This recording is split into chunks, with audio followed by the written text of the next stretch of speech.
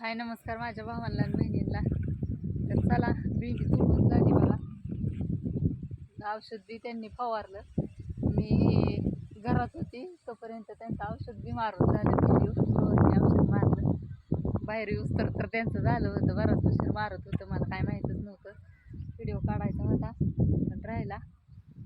असू दे तर अशी आली भेंडी बघा. पण भेंडीला मार्केटच नाही. काय सांगायचं तुम्हाला, 15-20 रुपयाने किलो जाते मार्केटला.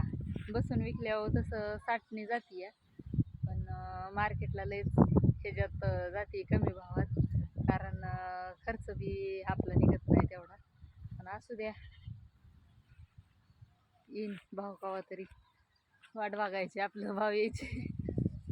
चला म्हणलं, सकाळपासून भेंडीच तोडायचं काम चाललं होतं. एकटीला उरकाना बी ती खरंच हाताला अशी बोळ पडायला लागले. ती भेंडी हँड ग्लोव्ज घातलं हातात पण तरीसुद्धा हाताला ही होतं. इकडल्या बी हाताला असं लालसर फोडा आलाय आणि म्हणजे लय असं ही झाल्यागत झालंय.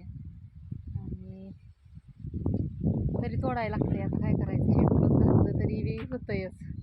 आता म्हणलं काहीतरी आतनं पिशवी वगैरे काहीतरी कॅरी बॅग बांधून मग हँड ग्लोव्ज घालायला लागेल आणि मग मला तोडायला लागेल. पाणी चालू केलंय मी टाक्यात भरायला. टाकी भरती म्हणून थांबली इथं. असू द्या, चला बघा. कसा वाटला तर व्हिडिओ लाईक करा आणि कोण राहिलं असलं तेवढं सबस्क्राईब चॅनेलला. आणि एक कमेंट टाका, तुमच्या इकडे भेंडी कशी चालली ती तेवढं बी सांगावायचं. म्हणजे मला बी बरं वाटेल, माझी भेंडी कशी जाती या, तुमच्या इथं कसा भाव आहे ते.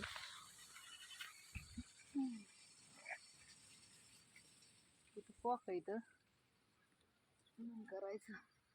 असू द्या, चला बघा कसा वाटला व्हिडिओ.